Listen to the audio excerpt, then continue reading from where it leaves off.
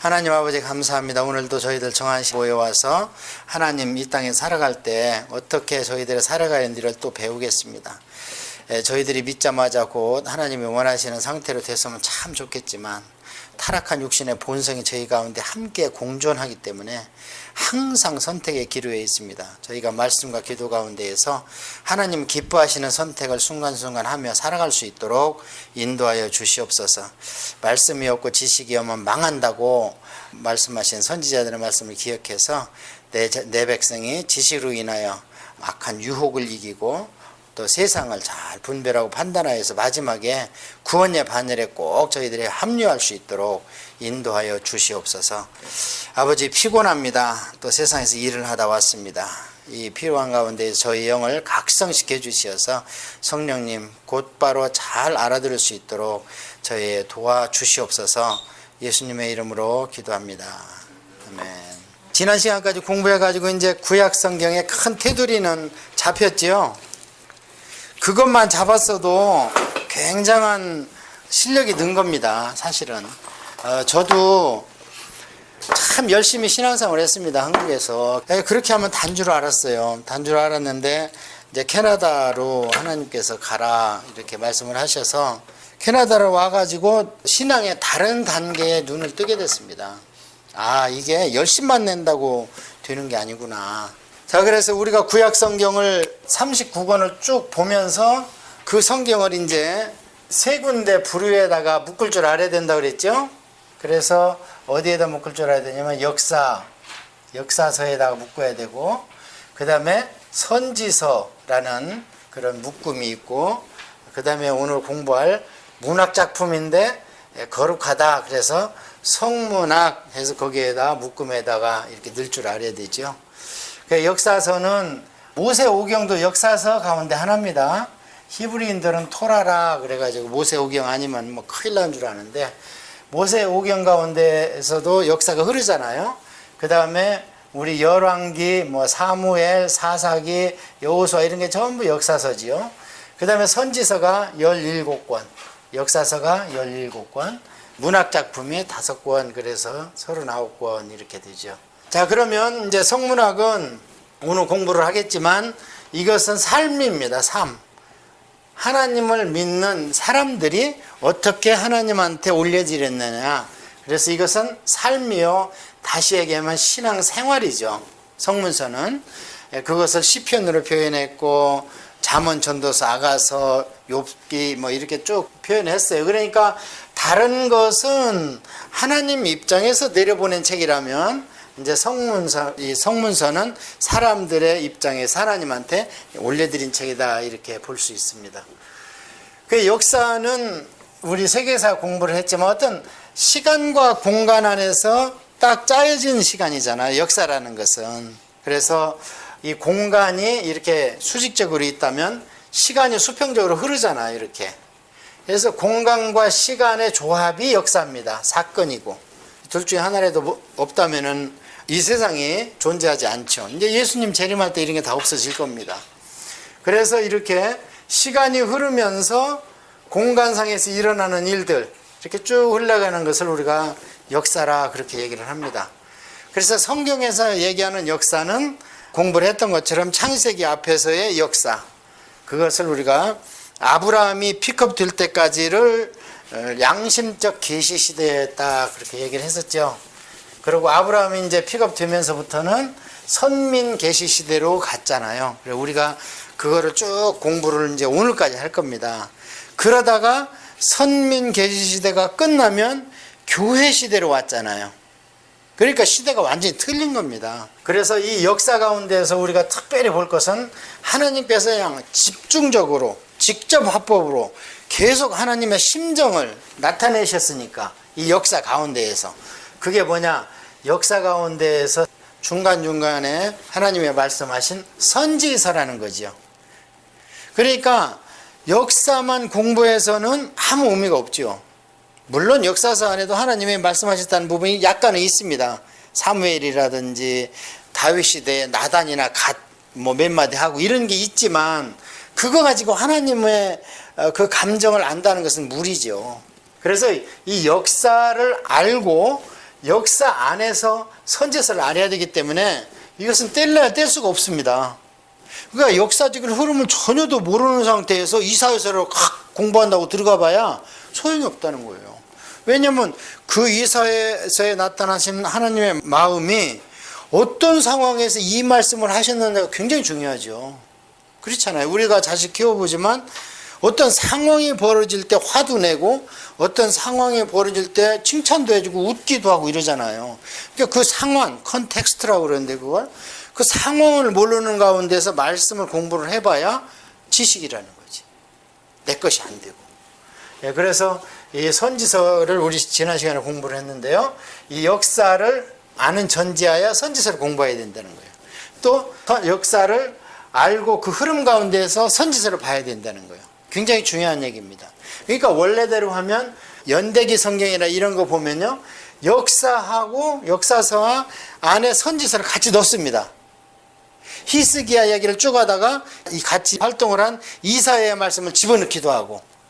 그런데 그렇게 하면은 좋은 점도 있지만 그렇게 하다 보면요. 역사의 흐름을 까먹습니다.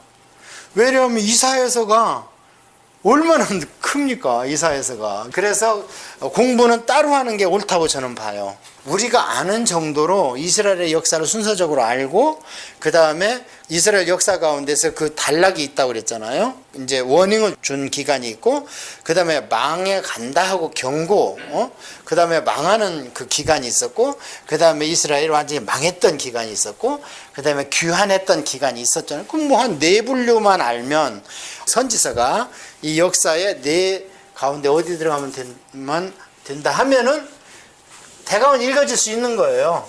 예. 그러고 이제 사실은 그 선지서가 방대하기 때문에 다 모릅니다. 저도 다 몰라요. 대충에 이제 이런 말씀 그러면은 어디쯤 있을 것이다 하겠지만 틀릴 때도 많습니다. 왜냐하면 하나님의 말씀이 같은 분이 말씀을 하시기 때문에 같은 상황이 벌어지면 같은 말씀을 하실 수 있어요.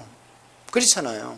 예를 들어서 지금 이스라엘 백성이 모압이나 암못을 굉장히 미워하고 막 그놈들이 와서 뺏어가고 이러니까 그 미워 죽겠다. 그럼 걔들 모압이나 암몬이나 바벨론, 블레셋 이런 애들을 내가 벌 주겠다 하는 얘기는 선지서에 많이 나오잖아요. 그런 얘기는 그 사람들이 지금 하나님의 성경이나 선지자의 말을 듣기 때문에 기록됐다고 보시면 안 됩니다. 그런 얘기를 왜 하냐? 내 백성 들으라는 거예요. 지금 어렵지? 소련이 쳐들어와서 어렵지? 중국이 쳐들어와서 어렵지? 그놈들 내가 망칠 거야. 그 사람들은 믿지도 않는데 그 얘기 들어봐야 콧방귀도 안 낍니다. 그런데 우리가 들으면 굉장히 위로를 받지 않습니까? 저놈들 우리를 치지만 우리가 잘못했기 때문에 매맞을 짓을 했지. 그렇지만 저놈들은 더 세게 치신다. 그게 위로해준다. 나훔. 선지자 중에 이름 중에 하나가 나훔이라고 그랬잖아요. 니누에가 아시리아인데 북이스라엘하고 치니까 그놈 내가 없애버려야 돼. 강을 범람시켜가지고. 그래서 나훔, 위로. 그래서 이 선지서에 나타난 하나님의 마음을 크게 두 개로, 이거는 잃어버리면 안 됩니다.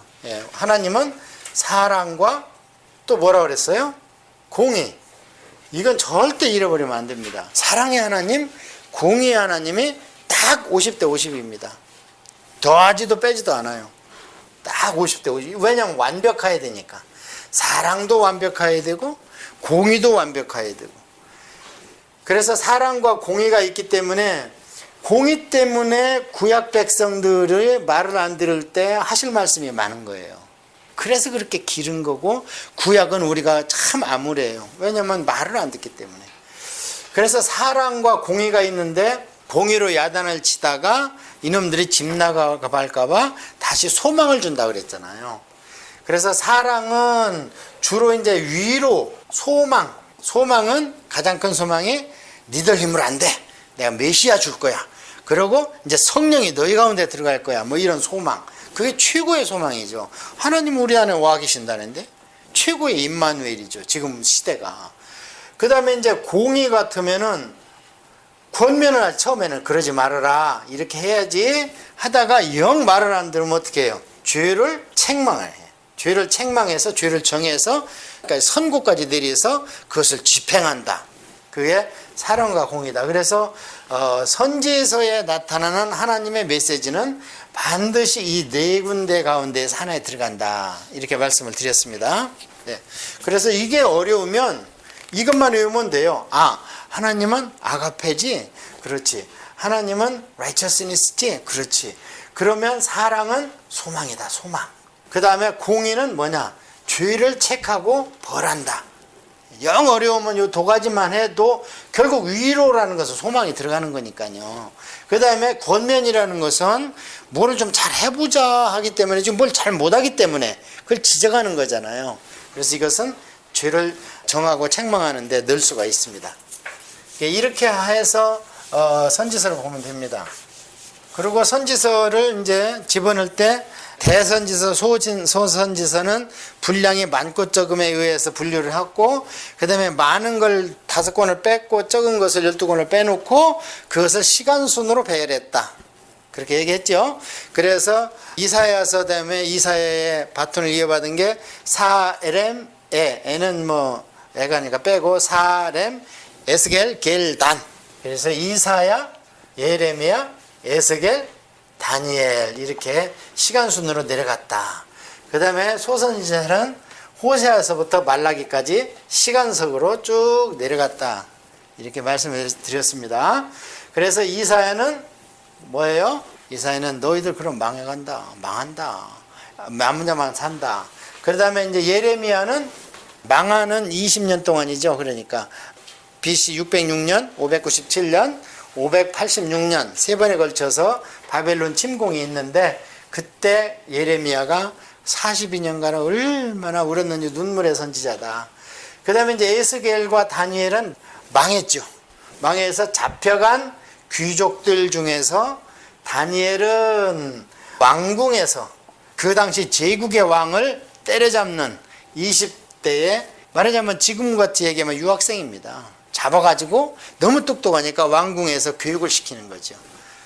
그 다음에 에스겔은 잡혀간 내 백성들한테 소망을 주자. 그래서 여기는 백성들 가운데에서 사역을 했다. 그러면서 뭔지를 주냐고 자꾸 따지니까 죄를 보여주고 이렇게 얘기를 했다. 이 흐름을 아시면 됩니다. 그 다음에 이제 이 대선지서는 전부 다 유대인을 상대로 한 거고요. 그러나 북쪽에도 내 백성이기 때문에 북쪽에서 위친 분이 호세아다. 북쪽이 먼저 망했기 때문에 호세아서가 맨 앞에 나와 있는 거예요. 북쪽이 먼저 외쳐주는 거예요. 그 다음에 이제 요엘은 메뚜기 때 막 이런 게 왔고 싹 쓸어 먹으니까 너들 말 안 들으면 의적이 이렇게 침입해서 너들 씨를 말려버릴 거야. 그래서 이거는 뭐라고 그랬어요? 제가 정신 좀 차려라. 그래서 경고. 그 다음에 호세가 북이스라엘에서 외쳤는데도 안 돼. 안 되죠. 그러니까 남쪽에 아모스가 가서 대신 외쳐줬어. 북쪽의 선지자는 나타나면 그냥 윽박지르고 그냥 얘기를 못하게 하니까 할 수 없이 남쪽 서울 사람을 농부인데 신학교 출신도 아니고 목사 안수도 안 받았다 그러잖아요. 그 아모스서 보면은 그래 나는 농부다. 근데 하나님 말씀 주셨다. 그렇게 쭉 그런 식으로 보면 됩니다. 예. 그래서 그 선지자 이름을 가지고 그 주제를 파악하면 된다 그랬죠. 한 번 더 할까요? 교재를 보시겠습니까? 선지자 이름을 한 번 더 해줄까요? 선지서 주제를 한 번 더 해줄까요? 자, 이사야서는 뭐예요? 성경에서 하나님을 나타내는 단어가 뭐라고 그랬습니까? 엘. 그 다음에 여호와, 야훼. 그 다음에 성경에서 아까 말씀하신 왕이라는 뜻은 뭐라고요? 멜이 왕입니다. 그래서 이사야는 이사야 그러면은 야자가 뒤에 붙었으니까 야훼죠. 그래서 하나님만이 구원자다. 그러니까 이웃나라 손 벌리지 마. 그럼 우상 들어와. 나한테 도와달라고 해. 그래서 야훼가 구원자시다 그런 뜻이고요. 예레미야는 예레미야 해서 또 여기 붙었죠. 야. 그래서 야훼는 뭐다? 야훼가 던져버린다.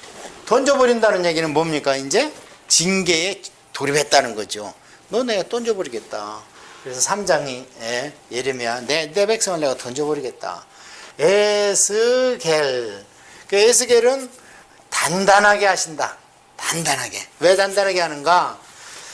지금 시대처럼 하나님의 말씀을 조롱합니다. 뭔 교훈을 뭐 여기서 조금 저기서 조금 막 갖다 붙이고 들은 얘기 또 하고 한 얘기 또 하고 뭐 신약성경에도 사도 바울이 그래요. 다른 사람들이 사도 바울한테 그게 불평을 합니다. 한 얘기 또 하고 한 얘기. 그러니까 사도 바울이 뭐라고 그러냐면 나는 한 얘기 또 하는 것도 전혀 개의치 않는다. 왜냐하면 그게 복음이기 때문에.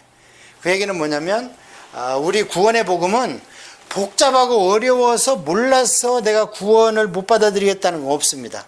구약에도 그래요. 이거 어려운 거 아니야. 무슨 바다 멀리 있어서 갔던 하늘 높이 있어서 따오는 것도 아니고 뭐 어디냐 내 입에 있다. 신약성경에도 그 얘기가 나옵니다. 전혀 구원이나 이런 구원의 교리나 이런 것들을 몰라서 나는 못 믿었으면 안 된다는 거예요.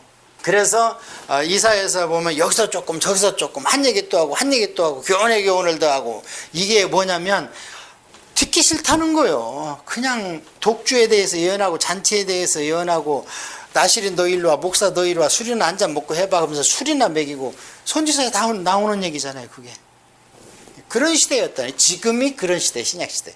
지금이 왜 에스겔 시대처럼요 성경을 성경대로 얘기하면 안 맥혀요. 자꾸 양념을 치든지 딴 얘기를 해줘야 돼. 그러니까 무리를 걷는 게 아니고 작시현상이지. 어떻게 사람이 무리를 걸어 이런 얘기를 한다든지. 그게 크리스찬 사이언스 아닙니까? 기독교를 사이언으로 과학으로 풀으려고 그래 자꾸. 그래서 에스겔 단단하게 해요. 그냥. 그렇게 안 듣더라도 너는 외쳐. 그게 네 사명이야. 너는 외치고 그래도 그들이 죽으면 그 죽은 죄값 피값은 그들에게 찾는다. 근데 안 듣는다고 안 외치면 그 피값을 그 죽은 자들의 피값을 너한테 찾겠다는 거예요. 그러니까 듣든 안 듣든 강대성에서는 원문 그대로 계속 얘기를 해줘야 되죠. 그 다음에 다니엘은 이제 망했잖아요. 그 다니엘 때는 이스라엘에. 그러니까 사람들이 아이고 바벨론 느부갓네살이 더 세네. 그럼 그 신을 갖다 모셔야 되겠네. 그러니까 이 사람아 하나님이 심판자야. 하나님이 전쟁의 최종 승리자야. 그래서 다니엘이라고 이름을 지어주고 가서 느부갓네살한테 항복받잖아요. 20살도 안 된 게 꿈을 막 해석해줘가지고 그냥 엎드렸다고 그래 성경에 다니엘한테 마치 하나님 대하듯이 그렇게 해서 흘러가죠. 대선지서가. 소선지자는 호세아는 다시 얘기하면 뭐라고 그랬습니까? 여호수아가 다시 예수아. 그래서 하나님이 구원자다. 그러니까 호세아가 하나님인 거예요. 그리고 부인이 고멜인데 고멜이 이스라엘 백성이야. 그래서 창녀 같은 걸 데리고 사는 거예요. 그런데 자꾸 나가면 내 돈 주고 가서 사와. 최종적으로 하나님이 내 돈 주고 집 나간 자식을 사온 게 뭐예요? 그게 십자가입니다. 이런 것들이 이제 십자가를 예표하는 거예요. 이게 구약은 아직 점진적 계시이기 때문에 조그마한 계시를 보여줬죠. 그 창녀를 데리고 사는 선지자를 통해서. 그러다가 이제 그게 신약의 완전 계시가 십자가의 피로 우리를 사신 겁니다. 그래 호세아가 그 얘기입니다. 그래서 구원자다. 내가 야훼가 야훼가 구원자다. 요엘은 메뚜기 얘기 나오는 거 그 얘기고요. 그 다음에 그래서 이게 이제 경고예요. 요엘은 원래 야훼가 엘이다. 그래서 여호와가 하나님이다. 거꾸로 하면 야훼 그럼 뭐요? 엘리야. 그래서 이것은 또 거꾸로 하나님은 야훼다. 이것은 야훼는 하나님이다. 요엘을 거꾸로 하면 엘리야가 됩니다. 자, 그래서 경고적 의미고요. 아모스는 아까 얘기했지만 남쪽 사람이 북쪽에 가서 위치기 때문에 짐꾼이다. 짐꾼. 내 짐도 지기 힘들어 죽겠는데 서울에서 지게에다가 북쪽 사람 죄짐 보따리를 지고 평양까지 가는 거예요. 얼마나 힘들었겠습니까? 이 당시에 아마시아라는 북쪽 선지자가 얼마나 핍박을 하는지 몰라요. 그 다음에 오바댜는 에돔을 향해서 그러면은 에돔은 사실 이스라엘 백성하고 가깝잖아요. 쌍둥이라 에돔은. 예. 그 다음에 요미나합. 그래서 요나는 비둘기다. 이제 오베드는 주의 종이라는 뜻입니다. 주의 종. 너도 한 백성에서 나오니까 주의 종이다. 에돔 망하는 얘기고요. 그 다음에 요나는 비둘기. 니누에 가서 위쳐라. 니누에는 아수르의 수도입니다. 그런데 이제 죄가 관영해서 하나님이 망치려고 했는데, 사실 아시리아를 빼면은 위에 북이스라엘을 자꾸 침탈한 맨 처음에 그 북쪽에 있던 나라가 북이스라엘을 못 살게 했던 나라가 아람 아니에요, 아람. 이 아람을 손보려면 아람보다 센 놈을 일으켜야 되는데, 그 당시 거기 자리 잡고 있던 사람들이 아시리아예요. 아시리아의 수도가 니누에예요. 그래서 니누에를 일으켜가지고 아람을 손보아야 되는 거예요, 지금 아람. 그런데 그놈들이 죄가 꽉 차가지고 저 쓸모가 없어.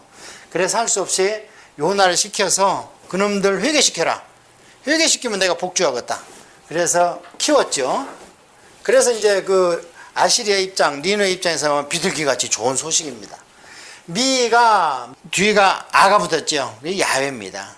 그래서 뭐냐, 누가 하나님과 같으냐. 그래갖고 미가서는 이 당시에 이제 이사야하고 같은 시대예요. 근데 이사야는 왕족이라 50년간 막 마음껏 선포를 해도 죽이지를 못해. 근데 미가는 이제 잠깐 위쳐, 평민이야. 그래서 미가서의 맨 앞에 보면은 온 백성아 들으라 이래요. 평민들한테 성전 앞에서. 그러면서 뭐냐, 하나님이 임하시는 걸 보니까 감람신이나 바위가 녹아버린다. 이 엄유하신 하나님의 무시하고, 미가서에 보면 그런 얘기가 나와요. 어떻게 나시린한테 갖다 술을 먹이고 말이야, 독주에 대해서 예언하고 이런 것을 너희 하시고, 왕들은 상하궁에 가서 살고 여름궁 겨울궁이 조만한 그 이스라엘 땅에 무슨 날씨 변화가 얼마 있어서 여름궁전 겨울궁전은 막 상하로 따로 전하냐, 이런 야단치는 얘기. 오늘날입니다. 그게 오늘날이에요. 자, 그래서 미가는 누가 하나님과 같겠는가. 그 다음에 나훔은 요나를 통해서 니느웨를 부황시켜서 아시리아를 한번 써먹었잖아요. 근데 이게 또 지 힘을 믿고 너무 그냥 힘자랑을 하니까 나훔을 통해서 어떻게 해요? 니느웨 멸망시켜버리겠다. 어떻게? 유프라테스 강에 홍수를 일으켜갖고 토사를 덮어버리겠다. 그래서 니느웨 성의 꼭대기, 너 자랑하지만 네 꼭대기 위에서 승냥이가 뛰어놀 거야. 새들이 보금자리를 만든다. 그 얘기는 뭐예요? 흙이 거기까지 차가지고 성탑을 그냥 덮어버리겠다는 거예요. 그래서 평토장 시켜버리겠다. 실제로 그렇게 됐잖아요. 중동에 지금 전부 사막이 돼버렸잖아. 그런데 그걸 1814년에 뭐라고 그랬어요? 그 가서 파가지고 발굴했다고 그랬잖아요. 지금도 파고 있어요. 바벨론도 팠어. 1900년도에 골드웨이가 가서 파내고 그냥. 자, 그렇게 해가지고 나훔은 하나님께서 이제 위로하신다. 왜 위로하냐? 너희 못살게 곤 놈들은 내가 손봐줄게. 아빠가 때려줄게. 그 다음에 하박국은 하박국 이제 어느 정도 왔으니까, 소선지자도 왔으니까, 시간이 갔으니까 어느 정도 망할 때가 돼갔죠. 예? 그래서 하박국 때는 이제 많이 침략을 당합니다. 당하니까 하박국은 이름의 뜻이 뭐냐면 씨름꾼이다. 아무리 기도를 해도 하나님 응답을 안 하셔. 근데 뭔 기도를 했냐? 하나님 왜 이렇게 우리가 하나님의 선민인데 왜 저기 침입을 많이 하고 우리가 이렇게 못 살고 자꾸 뺏깁니까? 그러니까 하나님께서 답답해 하십니다. 왜 답답해 하시냐? 의문이 생기면 성경을 봐라. 이 사람들아, 성경 이미 다 말해 놨잖아. 레위기하고 신명기에. 근데 그건 안 보고 하나님, 우리가 하나님의 선민 아닙니까? 그러니까 하나님께서 대답 안 하시니까 하박국이 씨름꾼이에요. 씨름꾼. 그러니까 기도는 씨름입니다. 기도는 그냥 이제 저희들이 이렇게 하루 종일 우리 하나님이 안 떠나잖아요. 머릿속에서. 떠납니까? 절대 안 떠나더라고요. 제가 집사람하고 결혼하고 6개월 만에 군대를 갔어요. 그러고 군대를 갔으면 3년 동안 집사람을 잃어버리겠어? 안 잃어버리겠어? 안 잃어버리죠. 한시도 안 잃어버리고. 어려우면 누구 생각하면서, 집사람하고 재회할 걸 만나면서 그 어려움을 참고, 하루 일과가 끝나고 침낭에 모포를 딱 침상에 들어가 있으면 앞으로 집사람하고 만나서 재밌게 살 생각하고. 그런데요, 제가 성령을 받고 나니까 하나님이 그렇게 안 잃어버리죠. 한 번도 떠난 적이 없습니다. 저 머릿속에서. 심지어는 누구하고 싸울 때도 안 떠나요. 그렇지만 그 생각보다 내 분이 이기니까 화는 낼 때가 있습니다. 그 정도로 안 떠납니다. 임마누엘 하시면, 하나님이 오시면은. 하박국을 계속 기도하는 거에서 씨름은 레이버입니다. 기도하는 일과 많이 들어봤죠? 누가가 사도행전을 쓸 때 사도들이 집사를 선출하면서 자기들은 뭐 하겠다는 거예요? 우리는 기도하는 일과 말씀 전하는 사역에 전무하겠다. 그렇게 얘기하잖아요. 그러면서 기도는 일이라고 그래요. 일, 레이버. 이때 쓴 단어 레이버가 뭐냐면 남자들이 씨름판에서 빤스만 입고 한 놈 죽을 때까지 씨름하는 게 옛날에 올림픽이었잖아요. 그거였습니다. 그래서 땀이 나니까 붙잡히지도 않아. 얼마나 그 씨름이 힘들겠습니까? 그거가 사탄과의 전쟁이 기도라는 거예요. 이 단어가 그 단어입니다. 그래서 하박국이 그렇게 기도를 하는 거예요. 지금 하박국 설명하다 그 얘기를 한 겁니다. 그러니까 하박국이 나중에 어디로 가냐면 망대로 올라가. 높이 옥상으로, 옥탑방으로 올라가서, 그러면 하나님은 더 가까이 있을 줄 알고 얼마나 답답하면 그랬겠어요. 그러니까 하나님은 할 수 없이 응답하십니다. 응답을 하시는데 니네 죄 때문에 그렇다는 거예요. 니들이 지금 어려움 당하는 것은 내가 힘이 없거나 너희들이 선민의 지위가 박탈돼서 그런 게 아니고 너희들 죄 때문에 지금 어려움을 당하는데 매질이라는 거예요. 그러니까 하박국이 따지잖아요. 아니 우리를 매로친 바벨론이나 저놈들보다는 그래도 우리가 낫지 않습니까? 그래도 그놈들보다는. 그러니까 그때 하나님이 주신 말씀이 그 유명한 의인은 그의 믿음으로 말미암아 살리라. 하박국 4장 2절. 그때 주신 겁니다. 그러니까 이제는 민족 전체로 내가 너희들을 그룹으로 이르는 계시 끝났다. 이제는 너희들 가운데서도 남은 자, 믿음을 지키는 자만 내가 들었으고 그만 살아남는다. 그래서 의인은 그의 믿음으로. 그러니까 하박국이 그러는 거예요. 아, 그렇군요. 그래서 그때 나오는 시가 외양간에 소가 없어도 포도나무에 소출이 없어도 나는 여호와로 말미암아 즐거워하리라. 그러면서 하박국이 딱 끝나잖아요. 그 다음에 이제 나오는 애가 스바냐. 이제 거의 다 망했습니다. 여기까지 가면 망하는 거예요. 스바냐까지. 그런데 망하면 그럼 어떡하니까 남은 자는. 그러니까 스바냐 후입니다. 그러니까 야훼가 숨겨주신다. 망해도 걱정 마라. 믿음 있는 자는 내가 숨겨준다. 그런데 이스라엘 백성은 어디다 숨겨줬다 그랬어요? 바벨론으로 잡혀가라는 거예요. 그게 숨겨주는다는 거예요. 그러니까 바벨론 느부갓네살이나 이런 사람들이 대군을 이끌고 침략전쟁을 가면 본토는 편합니다. 그래서 스바냐는 하나님 숨겨주신다. 그러면 이게 신약시대는 그 시기가 언제냐? 이스라엘이 망하는 시기가 신약시대는 언제냐? 예수님 임할 때입니다. 그것을 헬라어로 파루시아 그래. 숨겨주시는 거야. 그래서 예수님 재림할 때 우리는 그 당시에 남은 자들, 제가 볼 때는 우리 세대는 아닙니다.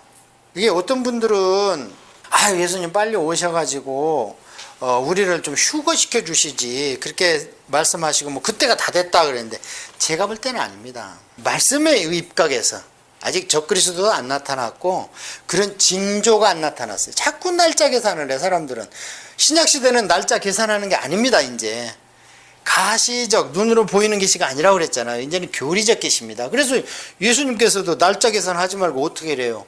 징조. 엄마가 애 낳을 때 되면 배가 아프잖아. 징조를 봐. 구름에 있으면 비가 오지. 징조를 봐. 그런데 그 징조를 봤을 때 데살로니가 후서 2장에 보면 아직 그 징조가 다 안 이루어졌습니다. 그래서 우리 세대는 아닙니다. 그런데 저는 우리 세대가 아닌 게 너무 감사해요. 예수님이 강림하실 때 휴거할 때 그 성경 전체를 징조로 보면요 우리가 견디지 못합니다. 그러니까 토론토 역에서 편안하게 신앙생활 할 때 들어 올라가는 게 아닙니다. 핍박받다가 산길로 도망가고 숨고 더 이상 숨을 데가 없을 때 데려가는 거예요. 그러니까 그때 아닌 게 감사한 거예요. 아직도 우리 의지로 믿을 수 있는 게 감사한 거예요. 파루시아, 스바냐 하나님 숨겨주신다. 그러면 이제 망했습니다. 망하고 이제 회복하는 게 뭐냐? 학계. 이 할아버지는 이민 1세 100세가 돼가지고 성전 져라 하는 얘기가 학계. 그래서 성전 지고 잔치하자. 이름이 축제다. 그래서 축제. 그 다음에 스가랴. 이거 2세. 이민 2세. 아무것도 몰라. 배우기는 배웠는데. 그래서 하나님이 8개의 환상을 보여주는데요. 보기는 잘 보네. 뭐 보냐? 그럼 뭐 본대요. 뭔 뜻인지 알겠냐? 아무것도 모르겠대. 그러니까 천사가 다 알려줘. 8개를. 그 뜻을. 공부시키라는 거예요. 1.5세, 2세. 그래서 너희들도 내가 기억한다. 스가랴. 그래서 야훼가 기억해 주신다. 1.5세든 2세든 내가 기억하니까 공부만 시켜. 공부만. 그 다음에 이제 말라기는 하나님의 사자, 엔젤, 이게 이제 헬라어로 와서는 엔젤이 됐습니다. 엥겔로스. 그래서 엔젤. 자, 그렇게 해서 말라기를 공부할 때 제가 그런 말씀을 드렸습니다. 자꾸 이제 너무 진도가 많아서 성경 볼 시간이 없는데요. 성경이 말라기가 7가지 내지 8가지의 하나님과의 그 이제 사자를 보냈으니까 변증하는 거예요, 서로. 너 이랬지? 그러면 뭘 했는데요? 네가 이랬잖아. 이렇게 하고 변호사들끼리 싸우는 얘기입니다, 말라기는. 그래서 누가 이기냐? 하나님께서 마침내 그 죄악을 다 지적하고 내가 너희들과 함께 있을 수 없다 하면서 떠나가는 게 말라기 마지막 장입니다. 그래서 여호와의 크고 두려운 날이 오기 전에 아비와 자식의 마음을 가까이 할 엘리자가 나타날 거예요. 엘리야가. 그때까지는 내가 떠나 있겠다는 건데요.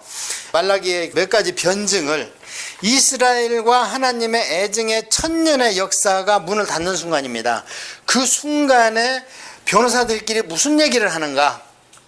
하나님 측 변호사와 인간 측 이스라엘 민족의 변호사들이 무슨 얘기를 하냐면, 자, 1장 2절에 보면은요, 여호와께서 이르시되 내가 너희를 사랑하였노라 하나 너희는 이르기를 주께서 어떻게 우리를 사랑하셨나이까? 아니, 사랑했으면 왜 우리가 망합니까? 이 얘기입니다. 지금 하나님께서 계속 내가 너 사랑한다, 너 사랑한다. 그러니까 아니 지금 이 지경인데 우리를 사랑한단 말입니까? 이렇게 물어보는 거예요. 그러니까 이 말씀에는요, 하나님이 답변을 안 하십니다. 여기에 답변이 없어요. 왜 답변을 안 했겠어요? 기가 막혀서 답변을 안 해. 그런데 이 답변을 이로부터 400년 후에 합니다. 하나님이. 예수님이 하나님이시죠. 그러니까 요한복음 3장 16절에서 내가 너희를 사랑 안 했다고? 하나님의 세상을 이처럼 사랑하사 독생자를 주기까지 내가 사랑한다. 그래서 이 답변은 400년 후에로 유예가 됩니다. 그 다음에 1장 6절에 보니까요, 뭐라고 그랬냐면, 참, 내 이름을 멸시하는 제사장들아, 나 만군의 여호와가 너희에게 이르기를 아들은 그 아버지를, 종은 그 주인을 공경하느니 내가 아버지일 텐데 나를 공경함이 어디 있느냐? 너 지금 너희들이 나 공경한다고? 왜냐하면 제사는 안 빠뜨리거든. 그러니까 우리가 공경하고 있잖아요. 그래도. 그러니까 무슨 소리야? 도대체 나를 공경하면 어디 있어? 그러면서 뭐라 그러냐면 6절에 너희는 이르기를 우리가 어떻게 주의 이름을 멸시하였나까 하도다. 이렇게 했다는 거예요. 하나님한테. 아니 우리가 공경했죠. 언제 멸시했습니까? 그러니까 이제 하나님께서 그러는 거예요. 더러운 떡 갖고 오고 병든 거 눈먼 거 갖고 그게 나를 공경하는 거냐? 자기들 행위를 아니까 아무 소리도 못하죠. 그 다음에 2장 13절에 가면은 뭐라고 그러냐면요, 너희가 이런 일을 행하니 곧 눈물과 울음과 탄식으로 여호와의 제단을 가리게 하는도다. 그러므로 여호와께서 다시는 너희의 봉헌물을 돌아보지도 아니하시고 그것을 너희 손에서 가까이 받지도 아니하고는 너희는 이르기를 어찌 됨입니까? 또 그런다는 거예요. 하는도다. 너와 네가 어려서 맞이한 아내 사이에 여호와께서 증인이 되시리라. 그는 네 짝이요 너의 서약한 아내려되 네가 그에게 거짓을 행하였도다. 이게 호렙산 약혼식입니다. 호렙산에서 그렇게 엄청나게 기쁨 가운데 약혼식을 해놓고 지금 너희들이 나한테 참 이거 보면은 마음이 아파요. 그 다음에 17절에 보면은 뭐라 그러냐면요, 너희가 말로 여호와를 괴롭게 하고도 이르기를 우리가 어떻게 여호와를 괴롭게 하였나이까 하는도다. 기가 막힌 노릇이죠. 그러니까 하나님은 너희들 와서 그냥 기름 타는 냄새, 그 제사 내가 진절머리가 난다. 그런데 너희들은 마당들만 와서 밟고 그냥 와서 소기름, 그냥 양기름 이런 것만 태우면 다 뭐가 다 되는 줄 알았는데 전혀 그렇지 않다. 자, 그 다음에 이제 이게 쭉 나옵니다. 이제 시간이 없으니까 넘어갈게요. 이렇게 해서 7가지가 나와요. 그 중에 하나가 야 이 도둑놈들아 그러는 거예요. 그 3장에서 야 이 도둑놈들아 그러니까 우리가 왜 도둑놈입니까? 하고 또 그랬다는 거예요. 그러니까 하나님께서 뭐라고 그러냐면 사람이 어찌 하나님 것을 도둑질하겠느냐? 그러고도 너희는 나의 것을 도둑질하고도 말하기를 우리가 어떻게 주의 것을 도둑질하였나이까 하는도다. 이는 곧 11조와 봉헌물이라. 11조는 내 거잖아. 근데 그거를 니들 마음대로 쓰고 도둑놈이 아니라고? 아버지 거는 자식이 마음대로 써도 돼? 아버지 거는 아버지 거고 쓰려고 그러면 아버지한테 허락을 받아야지. 아버지 것도 내 거, 내 것도 내 거냐? 하면서 하나님이 야단치시는 거죠. 자, 이렇게 해서 7가지를 쭉 말씀하시다가 4장이 마지막입니다. 4장에 하나님께서 마지막 선고를 어떻게 하냐면요, 4장 4절에서부터 6절까지인데요. 너희는 내가 호렙에서 온 이스라엘을 위하여 내 종 모세에게 명령한 법 곧 율례와 법도를 기억하라. 이게 뭡니까? 지금 언제 얘기를 하고 계시는가 하나님께서. 모세하고 호렙산 언약을 한 BC 1500년이고 이때는 BC 500년이니까 1000년 전에 서약한 걸 기억하시는 거예요. 호렙산에서 레위기를 앞에 놓은 그거, 율례와 법도 기억하라. 그게 뭐냐? 레위기를 기억하라. 이대로 살아라. 그 얘기를 하시는 거예요. 보라, 여호와의 크고 두려운 날에 이르기 전에 내가 선지자 엘리야를 너희에게 보내리니, 이게 세례 요한이라고 예수님께서 풀어주셨죠. 나중에 400년 후에. 그가 아버지의 마음을 자녀에게로 돌이키게 하고 자녀의 마음을 그의 아버지에게로 돌이키게 하리니, 돌이키지 아니하면 두렵겠는데 내가 와서 저주로 그 땅을 칠까 하노라 하시니라. 이러면서 딱 끝났습니다. 구약성경이. 그렇다면 이때 하나님이 아버지고 아들이 이스라엘 백성인데 돌이켜서 둘을 가깝게 한다는 얘기는 뭘 해줬다는 얘기죠? 서로 반면했다는 얘기입니다. 이렇게 400년을 갔다는 얘기예요. 그 뒤에 엘리야 같은 사람이 와서 가깝게 하는데 잠시 그렇게 되는 것 같았지만 그렇게 안 하면 어떻게 하느냐? 그 땅을 저주로 치겠다. 이 말씀이 이루어진 게 AD 70년에 로마 군인을 통해서 이스라엘 예루살렘을 다시 한번 친 겁니다. 그러니까 이 말씀이 예수님 시대 이후로 안 이루어졌다는 거예요. 예수님께서 이 땅에 오셔가지고 공생애를 시작하자마자 온 백성 이방인 전부 다 함께 우리 이제 하나님 믿자 하셨어요? 아니면 나는 이스라엘 민족을 위해서 보냄을 받았다 하셨어요? 전자예요, 후사예요? 예수님께서 뭐라고 그러셨어요? 후자입니다. 예수님이 오시다마다 야, 한반도, 일본, 미국, 중국 다 우리 가서 막 전도하자 막 이렇게 하셨습니까? 아니면 유대인 고을로 가라 이렇게 얘기했습니까? 제자들한테. 유대인 고을로 가라 그랬습니다. 그러니까 예수님 시대도 예수님의 이 땅의 파송 목적은 1차 상대가 누구였습니까? 이스라엘 백성을 다시 변화시켜서 어떻게 해보려고 했던 소망이 있었던 겁니다. 그런데 그 하나님을 죽여버리니까 더 이상 방법이 없죠. 그래서 하나님께서 그 이스라엘 백성의 악독함을 변화시켜서 선으로 역사하신 게 대속입니다. 예수님의 십자가 사건이 대속을 이룸으로 인해서 이제는 그걸 받아들이는 만백성한테 하나님이 임하실 수 있는 근거가 됐습니다. 확실하죠? 예. 하나님이 우리를 구원하는 단계가 첫째는 아브라함이 선택되고 이스라엘이 선택되기까지는 양심의 단계라고 그랬잖아요. 양심의 가책이 있어? 그러면 제사들이요. 어떻게? 아담이 짐승을 죽여서 자기 부끄러운 데를 가리고 하나님 앞에 나갔던 것처럼 부끄러운 것을 안 가리면 이제는 알았잖아요. 부끄러운 것을 못 가리면 밖으로 나와요. 하나님 앞에 갈 수가 있어요? 없어요? 못 가지요. 못 갑니다.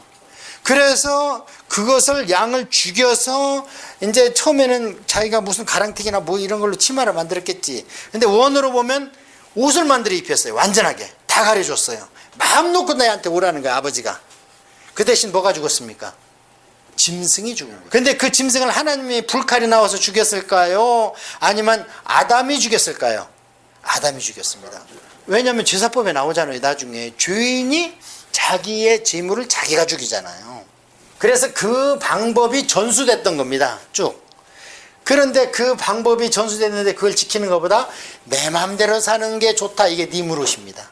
그래서 세상에 내 마음대로 세상의 방법대로 사는 사람들이 많아지니까 죄가 꽉 찬 거예요. 그래서 노아 때 한번 끝내버린 거죠. 그리고 노아를 선택해서 해보려니까 또 안 됐죠. 그래서 이 양심의 시대는 문을 닫고 선민을 통해서 한번 해보자 했던 게 우리가 지금까지 공부했던 거고, 그 다음에 세 번째 마지막 단계가 교회와 성령님의 단계라는 거예요. 이제 더 이상 없습니다. 세 단계. 이렇게 하면 하나님의 인간을 구원하는 단계가요 아주 클리어하게 되잖아요. 로마서에도 그렇게 나와 있어요. 로마서 1장에도. 그러니까 우리가 지금 마지막 교회와 성령님의 단계에 사신다, 이걸 생각하시면 됩니다. 자, 이제 그러면 말라기 이후에 무슨 일이 있었는가, 그거를 공부할게요. 아담이 BC 4000년이라고 그랬죠. 아담. 그 다음에 노아 홍수가 언제예요? BC 2500년. 그 다음에 2000년도에 누구요? 아브라함. 그러다가 모세 때까지 쭉 백성을 준비해서 호렙산에서 BC 1500년 출애굽과 함께 모세. 그 다음에 이제 사사기 때를 막 겪으면서 좌충우돌 하다가 BC 1000년도에 왕다운 왕 다윗이 나타났다 이 말씀드렸고요. 그 다음에 BC 500년에 망했다. 586년이지만 망했다. 그 다음에 BC AD 출발점이 0년도에 예수님이 오셨다 이렇게 말씀드렸어요. 그래서 오늘 공부할 것은 그럼 어딘가? 여기입니다. 여기. 망한 뒤에 예수님이 오시기까지 어떤 일이 일어났었는가 그걸 공부할 겁니다. 자, 여기 다 적으셨어요? 뭐 적는 분들이 많아서 다니엘서를 한번 펴보세요. 왜냐하면 구약의 계시록이 다니엘서입니다. 이 다니엘서를 우리가 좀 심도 있게 공부하면 많은 도움이 될 텐데 시간이 없네요. 다니엘서는 1장에서 12장까지 되어 있는데요. 1장에서 6장까지는 역사적인 사실을 기록해 놨습니다. 다니엘이 어떻게 잡혀갔다, 어떻게 공부했다, 느부갓네살 무슨 꿈을 꿨다, 또 뭐 신상을 만들었다. 그다음에 다니엘이 세 친구가 지방 도지사가 됐는데 또 두라평기에서 어떤 일이 있었다.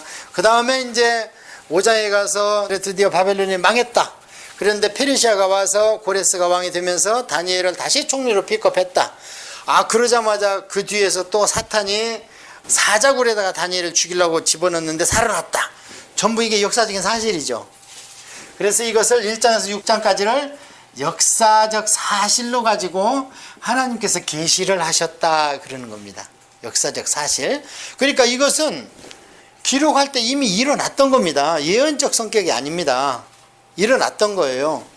그 다음에 7장에서 12장까지는요 안 일어난 일입니다. 안 일어난 일인데 일어난 것처럼 하려면 어떻게 해야 돼요? 환상을 열어서 보여줘야 됩니다. 그래서 이것은 환상적 또는 안 일어났기 때문에 예언적 계시다 이렇게 크게 두 분류를 하는 겁니다. 이 역사적 계시는 제가 지난 시간에도 말씀을 드렸는데요. 다니엘서의 주제는 딱 한마디로 할 줄 알아야 됩니다. 뭐냐? 모든 세상의 우상은 허상이다. 우상은 가짜다. 없다. 있으면 가짜다. 그게 누구냐? 느부갓네살 내 종 다니엘 20살짜리한테 무릎 꿇었다. 그러고 사자굴에 집어넣어 내가 사자 입을 막아버린다. 그냥 짐승은 배부르면 안 잡아먹어. 아무리 맛있는 게 옆에 지나가도. 그 사자가 배불렀겠네? 아니라는 걸 보여주기 위해서 어떻게 해요? 다니엘을 참수했던 놈들 집어넣으니까 떨어지기 전에 그냥 식구들을 다 사자가 먹어. 다 얼마나 배가 고팠는지. 그러니까 사자의 입을 하나님이 막아버렸다. 그건 뭐예요? 세상에 있는 우상은 전부 다 없다. 만약에 있다고 자꾸 나타낸다면 그건 가짜다. 글로 따라가지 마라. 이게 역사적 계시입니다. 다른 얘기 아닙니다. 그러면 뭐예요? 하나님만이 최고라는 거예요. 너희들이 그렇게 다른 우상이 좋다고 쫓아다녔는데 봐라. 내가 내 종 하나 왕궁에 보내가지고 다 항복받아 버렸다 그냥. 그 다음에 이제 7장에서 12장까지는 무슨 얘기냐면요. 다니엘이 보니까요. 예레미야 25장을 읽었어요. 예레미야서를 여러분이 통독하다 보면 하나님의 말씀을 받아 적어서 바벨론에도 보내라 그래요. 그럼 바벨론 사람들이 그걸 읽고 나서 비밀이 노출되면 안 되니까 유프라테스에 돌을 달아가지고 던져버리기도 하고 어떤 책은 돌려봐. 근데 예레미야서 25장을 돌려봤어요. 그게 뭐냐? 70년 바벨론 포로 생활을 하나님이 이미 선포하셨고 70년이 차면 돌아간다 했다는 거를 다니엘이 봤다는 거예요. 저는 여기서 참 힘을 얻는 게 하나님께서 그 위대한 종 다니엘한테 야 70년이면 너희들 돌아가 이렇게 말씀 안 하셨다는 거예요. 그 천하의 다니엘이 70년 포로 기간이 딱 정해져 있다는 것을 뭘 보고 알았느냐? 예레미야가 쓴 성경책을 보고 알았다는 거예요. 그러니까 하나님은 어떤 종한테 모든 걸 다 계시해 주지 않습니다. 그래서 제가 뭐라고 그러냐면 하나님은 외아들이나 외동딸을 둔 적이 없습니다. 우리 모두가 다 하나님 자녀고 모두가 다 하나님의 아들 딸들입니다. 그 얘기는 뭐냐? 우리 목사님이 신령하시니까 우리 목사님은 방귀 뀌는 것도 이뻐. 이런 짓 좀 하지 말라는 거예요. 무슨 얘기 아십니까? 목사님을 우상화하지 말고 어떤 천하의 목사님이라도 성경으로 분별하라는 거예요. 세상에 다니엘이 예레미야의 성경책을 보고 나서야 아, 우리 민족이 70년이구나. 그걸 깨달았다는 거. 그러고 나서 기도를 들어가면서 이 환상과 예언들을 받기 시작합니다. 자, 신약 성경에 보면 사도 바울이 교회를 저렇게 청합니다. 그런데 고린도 교회에 말 안 들으니까 써놓은 편지가 고린도 전서후서. 데살로니가 종말론에 푹 빠져갖고 일도 안 하고 하니까 그걸 조심하라고 써놓은 편지가 데살로니가 전서후서. 빌립보서. 두 권사가 막 설치니까 야 좀 겸손해라 써서 보낸 편지가 빌립보서. 전부 그렇습니다.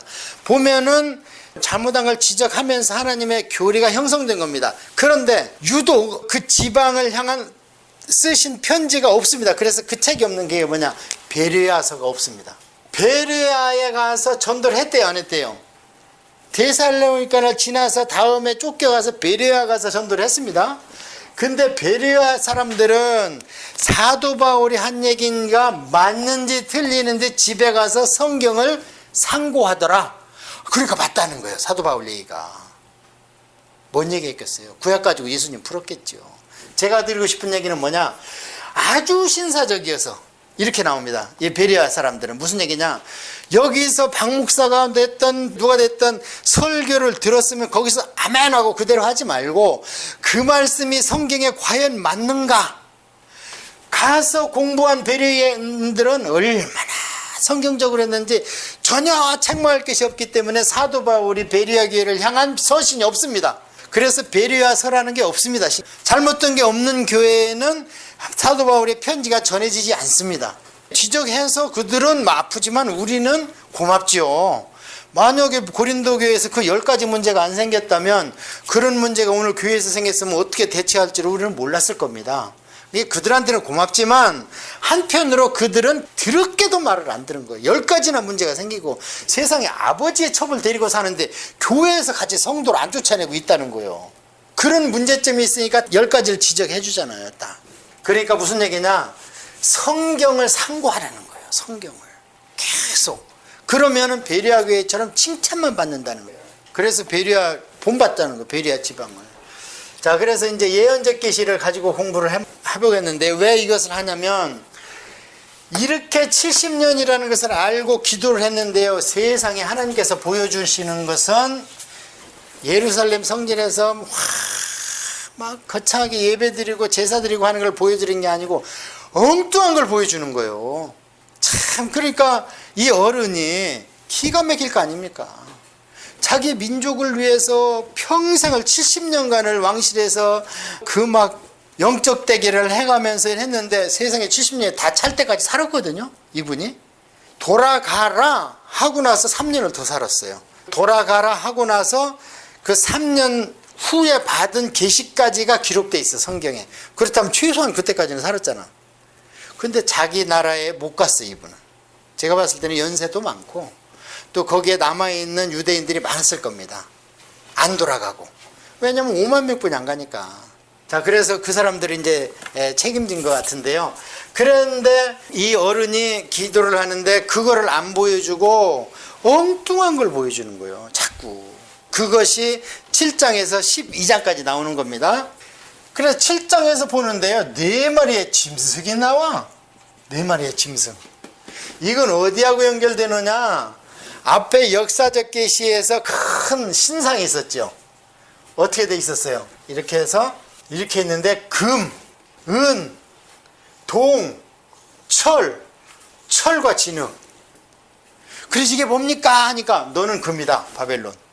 앞으로 이런 나라가 나올 것이다. 네 제국이 나올 것이다. 그랬는데 여기에 4마리 짐승이 이거에 상응되는 미래에 있을 일이라는 거예요. 그래서 느부갓네살은 내가 금이야? 그러면 내가 30메달이 금신상만 만들어 놓으면 그러면 내 나라가 영원하리라. 그래서 금신상을 만들고 절하라는 거예요. 금이니까, 내가 금이니까. 이 7장에서 미래에 대한 환상적으로 계시를 할 때 보니까요, 세상에 그게 그대로 나오는 거예요. 그러면 이 바벨론은 페르시아로, 페르시아는 헬라로, 헬라는 로마로, 네 제국. 로마가 망한 뒤에는 어떻게? 열발가락. 로마의 성격과 세상의 그 각 나라의 성격이 뒤범벅이 된 10개 나라가 서로 같이 섞이지를 못해. 그런 나라가 온다는. 그러면은 바벨론 페르시아 때까지는, 지금 여기에는 이때까지 페르시아 이 초입까지는 이 말씀을 받은 다니엘이 살고 있었습니다. 그렇잖아요. 예. 그 다음에 헬라에 이때까지는 다니엘은 없습니다. 그 다음에 로마도 그렇고요. 물론 없지요. 그리고 이제 우리는 이 뒤에 열발가락 시대에 살고 있는 거예요. 앞으로 세계사가, 세속사, 구원사는 우리 하나님의 영적인, 우리에 대한 하나님의 역사적인 경륜을 기록한 것을 우리가 구원사, 구속사 그래요. 그러면 세상에서 우리가 국사나 세계사는 뭐라고 그러냐? 세속사 그래요. 두 개가 흘러가는 거죠. 그러니까 이 세속사, 세계사는 이렇게 흘러와서 오늘날은 2단계인데 이때 받은 거예요. 다니엘서를 이때. 페르시아 초입에. 그런데 이대로 이제 흘러간다는 얘기가 거기에 쭉 나오는데 그게 7장입니다. 큰 흐름만 알면 돼요. 이렇게 나오니까 여기에 유대인이 나와요, 안 나와요, 지금? 여기에. 없잖아요.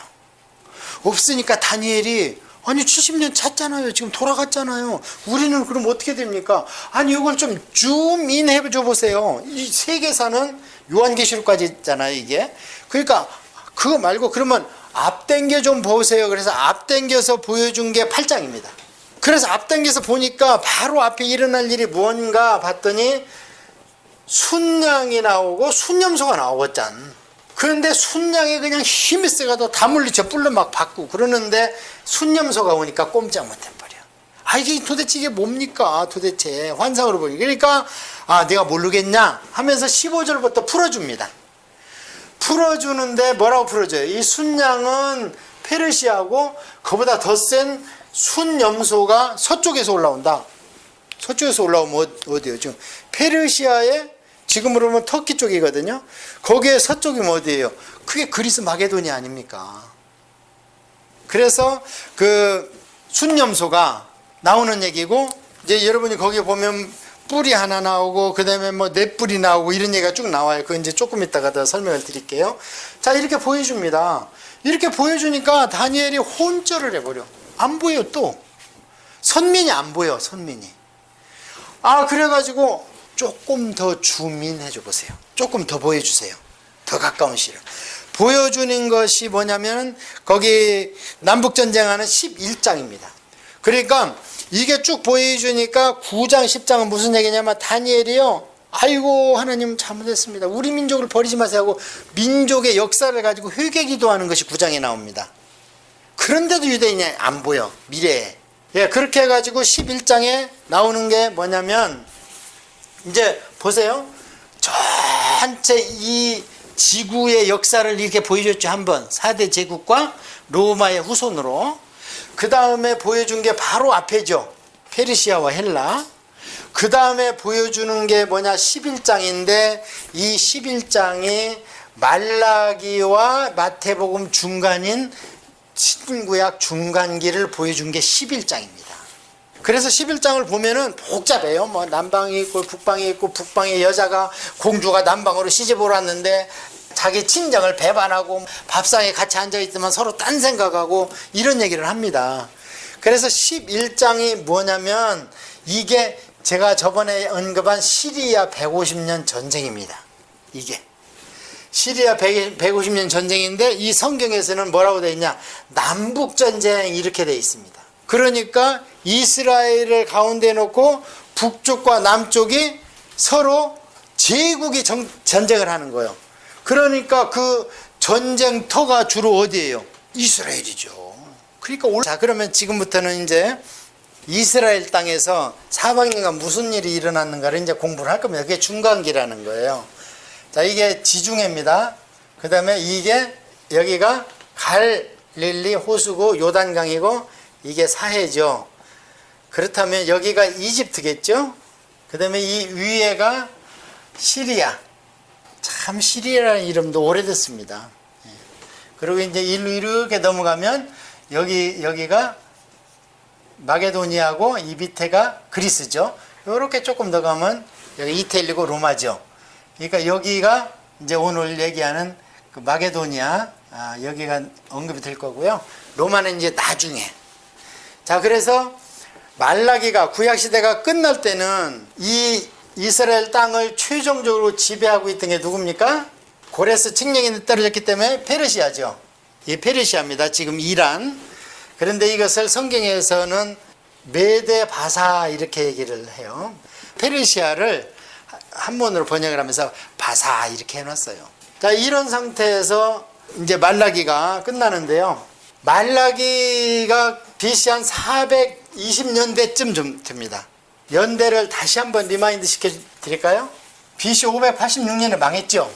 그러고 나서 언제 돌아가라 그러면 538년에 바벨론이 페르시아로 바뀝니다. 페르시아가 먹었습니다. 그러고 나서 BC 536년 예루살렘에 도착을 했습니다. 1차로. 그러고 나서 2차 457년에 누구냐면 느헤미야. 그러니까 이 시대가 80년이 차이가 나는 겁니다. 거의 80년. 1차고 2차가. 그 다음에 BC 444년에 에스라가 돌아왔습니다. 왜 이렇게 말씀드리냐면 돌아와서 얼마나 빨리 망했는가를 영적으로. BC 420년에 말라기가 써졌습니다. 회복이 돼서 오래 갔어요? 못 갔어요?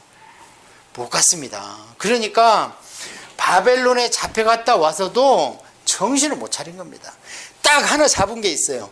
잡은 게 뭐냐? 아까 얘기한 우상은 없다. 우상은 없다는 거 배우고 왔어요.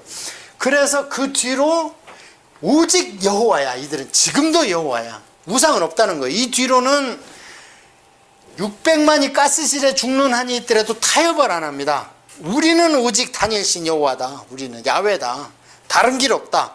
그 전에는 여호와 하나님만 쳐다보라는데 그렇게 싫어하고 우상만 쫓아다니다 망한 거 아닙니까?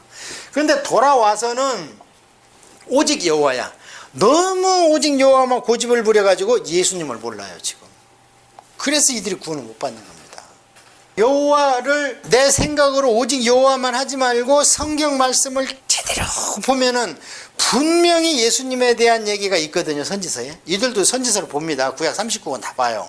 이사야서에 보면은 메시아가 고난받는 게 나오거든요. 근데 이들이 바라는 것은 메시아가 와서 자기들을 회복시키고 유대교를 다시 부활시켜주고 자기 민족을 세계에서 선민으로 다시 지위를 올려주고 이런 세 가지를 충족시키는 메시아를 기다리고 있는 거예요. 그러니까 신약을 안 믿는 거예요. 자, 이렇게 해서 말라기 때 금방 망하잖아요. 자, 이렇게 이제 해가지고 BC 420년에 드디어 하나님께서 떠나셨습니다. 자, 이러고 있으면 지금부터는 이제 우리 성경만 가지고 성경을 얘기하는 게 아니고 헤로도투스의 세계사라는 책이 드디어 나오기 시작해요. 그래서 이때부터는 성경을 뭐가 서포트 해주냐면 세계사가 서포트 해줍니다. 무슨 얘기냐면 지금까지는 유대인만 문자가 있었어요. 바벨론에 수메르라는 문자가 있었지만 근데 유대인들은 모세 때부터 지금까지 문자를 가지고 있어. 언어를 가지고 있고 엄청난 민족이죠. 우리는 단군 할아버지가 빛이 2333년이라고 그러는데 실제 우리가 역사 배우는 거는 뭐예요? 2000년이 뭐예요? 한 2500년 역사가 없습니다. 우리 민족은. 왜 없어요? 문자가 없기 때문에. 이게 이스라엘 민족 엄청난 민족입니다. 그러니까 하나님이 들어 썼다고 보니 설명이 안 돼요. 이 민족은. 다른 방법으로 설명이 안 돼요. 자, 이렇게 해서 420년이고요. 자, 그러면 바벨론에서 페르시아로 가는 시간까지 보고요. 그 다음에 이제 헬라로 가는 시간을 볼 텐데요. 바벨론은 지난 시간에 우리가 역사 시간에 공부를 했지만 존속 기간이 80년입니다. 그러니까 하나님이 한번 써먹고 페르시아를 통해서 여기를 망했는데 이게 언제냐면 BC 538년이라고 그랬잖아요. 그러면서 고레스가 돌아가라. 이제 고레스를 세계사에서는 키루스 그래요. 돌아가라 그럽니다. 그런데 돌아가라고 했을 때 이 키루스가 딱 다니엘서 5장에 보니까 바벨론을 딱 치러 왔는데 바벨론 성이 사막 가운데에서 성이 이렇게 있다면 유프라테 성이 이렇게 흘러요. 성으로 이렇게 돌아서 물이 이 안으로 들어와서 각 집에 공급되기도 하고 물이 이렇게 해자라고 아시죠? 물로 운하를 파듯이 성을 돌렸어. 깊이. 그래가지고 여기를 못 건넜대. 언제만 이 성문이 드드드드드 열려갖고 다리가 이렇게 놔지면 그때만 누가 들랑 걸릴 수 있는 거예요. 철옹성이죠. 그것을 알고 키루스가 일로 치로 들어간 겁니다. 치로 들어갔는데 여기 위에서 내려오다가 바벨론 여기 있고 이제 메데바산 위쪽에 있거든요. 내려오다가 이 유프라테 성을 건너가야 되는데 건널 때 고레스의 말이 한 마리 빠져 죽어요. 그래서 옛날에는 싸울 때는 적토마나 흑토마를 탑니다. 싸울 때는 말 4마리가 끄는 거 왕이 타요. 그런데 100마리를 탈 때가 있어. 그거는 이기고 돌아올 때. 그래서 고레스는 이기고 돌아오리라 장담하고 104마리를 타고 유프라테 성을 건너오는데 한 마리가 빠져 죽어버렸어. 여기에서 물살에. 그러니까 양쪽으로 부하들을 시켜서 이 유프라테스 강한테 화를 냈어요. 네가 뭔데 내 앞길을 막냐. 이거 말이 4마리가 있어야지 어떻게 3마리 가지고 이거 제국이 왕이 이거 본때가 안 난다. 그래가지고 너희들 여자가 치마를 들어 올려서 건널 만큼 이 물을 완전히 얕게 그냥 지류를 파가지고 전부 흩어버려라. 그래야 지류를 파버렸어. 아, 그러다 보니까 여기 와서 보니까 그러면 여기 해자에 물이 쫄았어 안 쫄았어요? 물이 없지요. 그러다 보니까 여기 하수구가 나타난 거예요. 그래서 글로 들어간 거예요. 그런데 이 안에서 여기 5장에 보면은 벨사살 왕이 잔치를 하는데 누가 첩보가 오는데 페르시아가 쳐들어온다는 거예요. 근데 아무리 왕이라도 술맛이 안 나겠죠. 그러니까 야, 왜 이렇게 술맛이 안 나냐. 저것도 우리 못 쳐들어와. 우리는 해자가 있어. 근데 술맛이 안 나니까 야, 옛날에 유대인의 뭐 여호와 신인가 뭔가 거기는 항상 금잔에다가 술을 들였다며 그거 가져와라. 그럼 우리가 흥이 날지 모르겠다. 그래서 하나님의 성전에 쓰는 금잔 갖다 막 숨는데 글씨가 막 나타나죠. 메데 데겔 우바르신. 이게 아람어라 알아들을 수가 없네. 그러니까 어떻게 해요? 다니엘을 초청합니다. 이게 뭔 뜻이냐? 그러니까 하나님의 저울에 달아보니까 넌 함량미대라. 네 시대가 끝났단다. 하는데 갑자기 고레스가 들어와 버린 거예요. 어떻게 들어왔는가? 세상에. 여기서 이제 못 들어온다고 술잔치를 하고 있는데 밑에 하수도군역으로 들어온 거예요. 군사들이. 그러니까 꼼짝없이 당한 거 아닙니까? 하룻밤에 망해버린 거예요. 그래서 들어가서 딱 고레스가 보는데 세상에 하얀 영감이 앉아있는 거예요. 그러면서 당신 이름이 고레스지 그러는 거예요. 당신은 누구요? 나는 원래 유대인인데 우리 선조 이사야라는 사람이 150년 전에 당신 이름이 고레스라고 합디다. 맞습니까? 그러니까 맞다는 거예요. 근데 당신 여기 쳐들어올 때 당신 방법으로 쳐들어왔어요? 전혀 예측하지 못한 방법으로 왔어. 그러니까 글쎄 이런 일이 있어서 이런 일 크게 전쟁하는 방법이 많이지 않고 우연 아닙니까? 이거 하나님이 했답니다. 하나님께서 이사야서의 청동문을 열어주신다고 그랬거든요. 그래서 이 고레스도 원래는 메데 바사라고 그랬잖아요. 이 메데 왕국에 만다네라는 공주가 있었는데요. 이 메데 왕이 말이야 꿈을 꾸는데 딸내미가 세상 천지 소변을 보는데 오줌이 나와서 그냥 중동 전역을 쓸어버리는 거예요. 이게 무슨 뜻이요? 그러니까 그 술사들이 와가지고 공주 몸에서 나는 남자가 이 중동을 평정할 겁니다.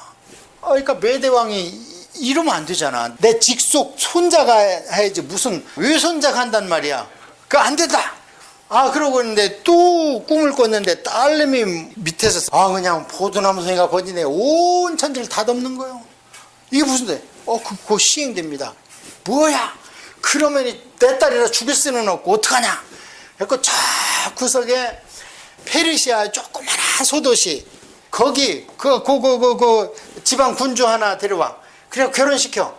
쫓아버렸어 일로. 그래 공주를 쫓아버린 거예요. 빨리 쫓아내버렸어요. 그래서 이제 여기서 이렇게 살고 있는데 그런데 공주가 이제 해산할 때가 됐어. 해산할 때 되니까 큰 도시로 가야 될 거 아닙니까? 친정어머니도 거기 있고. 그래가지고 왕궁으로 왔어요. 와서 해산을 했는데 그 외할아버지가 왕이죠. 사내면 죽여라. 근데 났는데 사내야. 그래서 산파가 그걸 모르게 빼냈어. 빼내가지고는 공주한테는 사산했습니다. 총리한테 그 이제 총 작전 책임을 맡겼잖아요. 그 총리한테 어떡합니까? 사내입니다. 그러니까 총리가 글쎄 그거 야 이리 와봐. 그리고 자기 하인을 데려다가 그 사내 아이를 죽여서 파묻어 버려라. 그리고 공주는 죽은 줄 안다. 그리고 이제 그 총리 하인이 자기 집에 들렸는데 그때가 자기 부인의 해산일이에요. 갔는데 우는 거예요. 난리가 났어. 보니까 부인이 아무래도 내가 아는 애가 사산한 것 같다는 거예요 또. 그러니까 그 남편이 가서 살짝 그 애기를 바꾸치게 해버렸어요. 그 죽은 애를 데려다가 한번 푸둬버리고 자기 부인을 안심시키려고 산 만단의 공주 아들 집어넣어줬어. 그러니까 모르고 키우잖아 이제.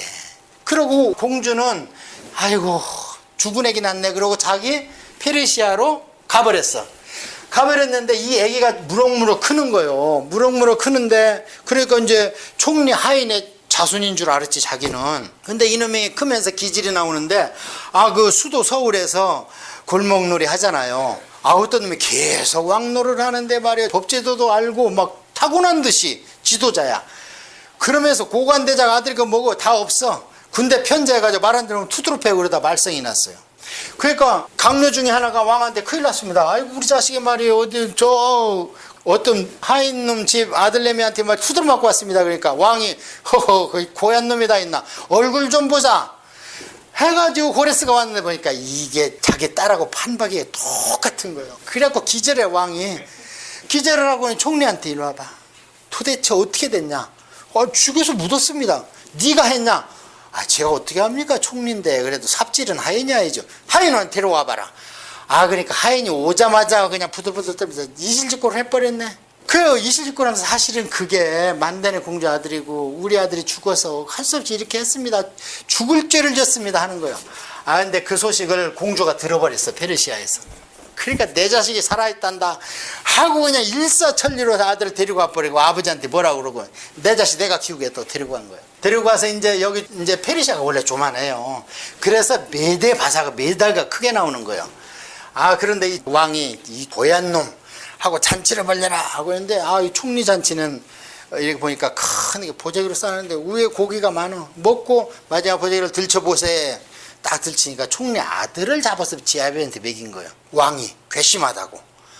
그러니까 총리가 앙심을 품겠죠. 그러고 있는데 여기에서 간 만단의 공주 아들내미 고레스가 점점 힘을 피고 막 이러는 거예요. 그러니까 이 총리가 내통을 해 서로. 나중에 외할아버지가 저 위선자 죽이는데 네가 총사령관 해라. 그래갖고 RCMP 제일 센 군대를 붙여가지고 보냅니다. 총리가 여기 와가지고는 병사들을 딱 앞에 놓고 야 너희들 왕이 아무리 신이지만 내가 너무 마음이 아프다. 내 자식의 고기를 내가 먹었다. 그래서 나는 이 길로 지금 싸우러 가는 게 아니고 투항하러 간다. 나는 죽든 살든 이제 자식 고기 먹은 애비가 산들 뭐하냐. 나는 이 고레스 편에 붙겠다. 그러니까 신하들이 그 왕의 폭정을 알잖아요. 나도 그러겠습니다. 전부 다 총리 편에 드는 거예요. 그러니까 왔어요. 오니까 고레스가 하루는 그 자기 조그마한 있는 페르시아에 있는 청년들을 다 모아서 그냥 죽도록 일을 시켜 밥도 안 주고 막 투드러 패면서 그러고 이튿날은 내일은 잔치다. 전부 멋있게 입고 짝들 데리고 와. 마음껏 먹고 마시고 즐겨라. 해놓고 그 이튿날 막 잔치 끝에 고레스가 딱 단상에 올라갑니다. 어제가 좋냐 오늘이 좋냐. 너희들 어떻게 살래? 제국에서 하인으로 살을래? 아니면은 전쟁을 해서 왕같이 살을래? 그러니까 싸우고 우리가 오늘같이 삽시다 하는 거예요.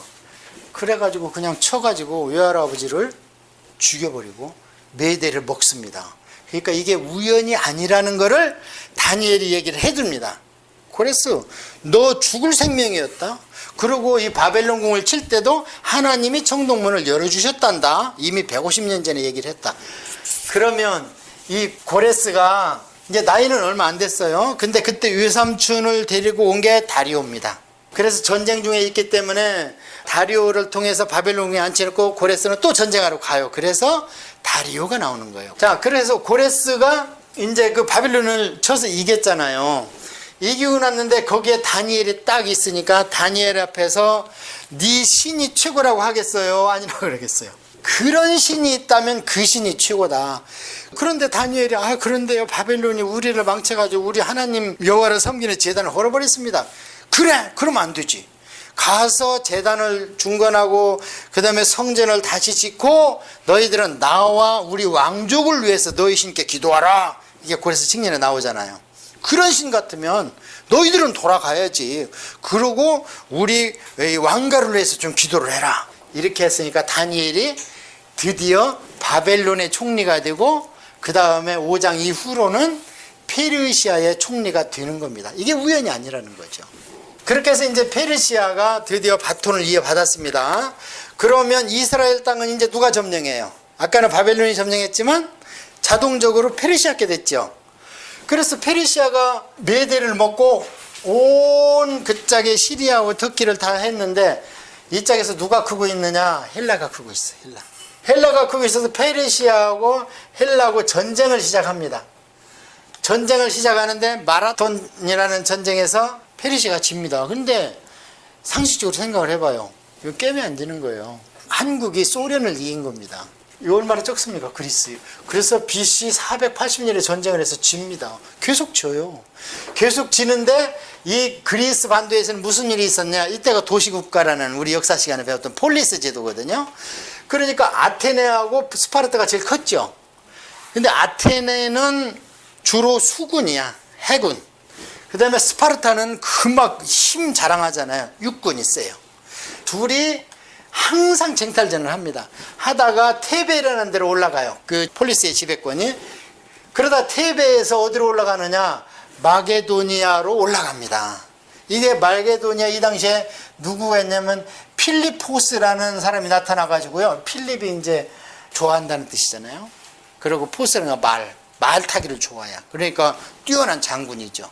이게 알렉산더의 아버지예요. 그래서 480년에 이겼지만 바로 페르시아를 못 먹는 게 무엇 때문이냐면 자기들끼리 펠로폰네소스 반도 전쟁을 합니다. 패권 싸움을 해요. 폴리스끼리. 그러다가 그게 언제까지 가느냐? 필리포스가 평정을 하고 알렉산더가 20세 될 때까지 그게 갑니다. 그러다가 드디어 어떻게 해요? 알렉산더가 진군을 해서 여기 평정하고 그리스 반도 평정을 하고 진군을 해서 페르시아를 물리칩니다. 아까 언제 페르시아가 바벨론이 이겼어요? 고레스 칙령 BC 538년. 그래 이기면서 알렉산더가 페르시아를 드디어 평정했습니다. 그러면 이제 팔레스타인 땅이 누구 소유가 됐습니까? 이제는 알렉산더 그리스 헬라 소유가 됐잖아요. 드디어 먹었으니까. 그런데 전쟁을 원간히 하지. BC 320년 10년 전쟁 하는데 어디까지 이겼냐? 인도까지 먹어버렸어. 이집트는 물론이고. 알렉산더가. 왜요? 알렉산더가 인본주의자. 인본주의. 지금 중간기에 하나님이 떠났어요. 함께합니까? 히브리인들한테. 하나님이 떠났다고 그랬잖아요. 인본주의의 대표적인 학문이 인문학이 뭡니까? 최고의 인문학이 철학입니다. 인간이 머리로 할 수 있는 학문 중에 최고의 경지가 철학입니다. 그래서 철학을 소크라테스로 해서 플라톤으로 해서 아리스토텔레스로 해서 3대가 내려왔죠. 아리스토텔레스의 제자가 누구예요? 그게 알렉산더입니다. 개인 교수였어요. 개인 교수. 그래가지고 이제 쉽게 얘기하면 도통의 경지가 있답니다. 철학도. 그게 뭐냐면 우리의 내면에 뭐가 있다는 거예요. 보이는 게 다가 아니라는 거예요. 그게 우리는 영이잖아요. 그냥 깨어나면 알잖아. 제가 얘기했잖아요. 우리의 생각은 더 배운 사람이 박사 된다니까요. 덜 배우면 그냥 무식한 거예요. 지식은 늘어나요. 그런데 이 안에 있는 영은 그거하고 아무 관계 없어요. 그거 관계 있으면 많이 배운 사람이 천국 가서 더 많이 알게? 그렇지 않습니다. 영은 그렇지 않아요. 영은 영이 따로 자라는 거예요. 영은 퇴보가 없이 따로 자라는 거예요.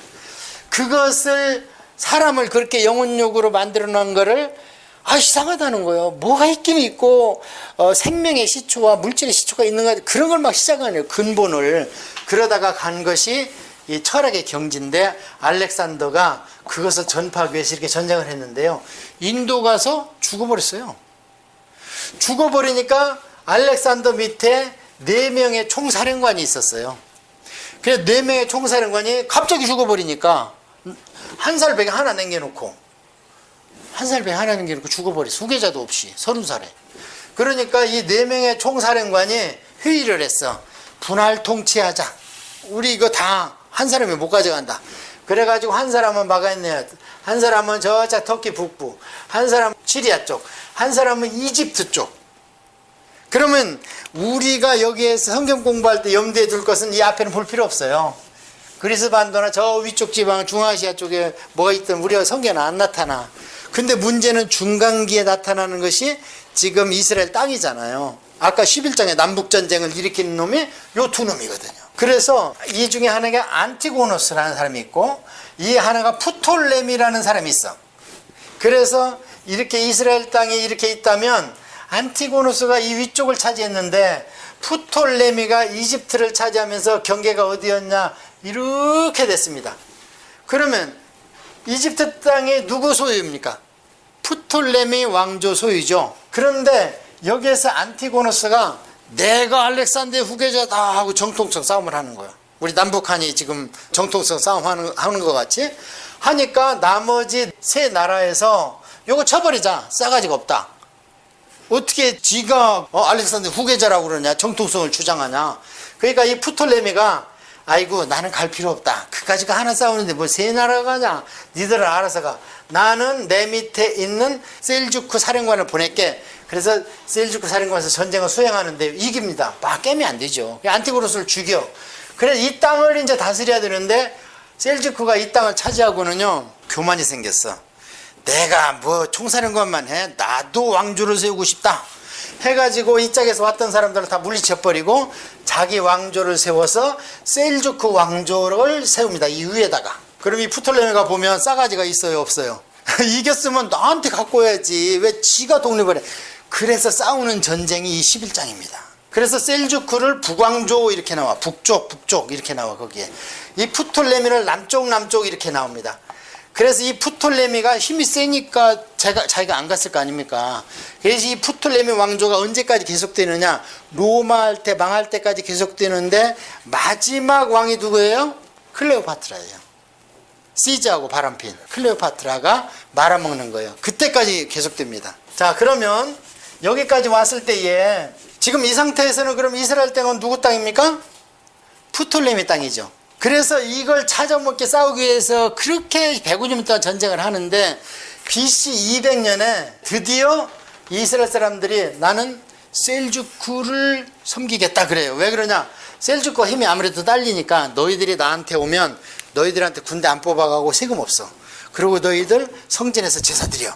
그러니까 이스라엘 백성들이 좋습니다 하고 자기들이 우리는 셀주크 나라가 되겠습니다 해서 BC 200년에 일로 갑니다. 셀주크로. 자, 그러는 가운데에서 로마가 무럭무럭 커나와. 로마가 커나오는데 로마가 그리스 쪽으로 넘어가려면 그리스도의 왕국이 있죠. 그런데 저 짝에 지금으로 얘기하면 이베리아 반도, 포르투갈, 이 스페인 이 짝으로 해서 이집트로 올라오려면 거기는 약소국가예요. 제국이 없잖아요. 그래서 로마가 먼저 이 짝을 쳐서 이깁니다. 이게 카르타고 전쟁에 한니발이 한 거. 그래서 여기를 이기고 프톨레미 왕조를 딱 차지하고 있는 거예요. 로마가. 그런데 셀주크가 그것도 모르고 야 전쟁하자 또 한 번 하자 하고 왔어. 온 게 대변인이 나오는 게 아니라 로마 영사가 나오는 거예요. 너 나하고 싸울래?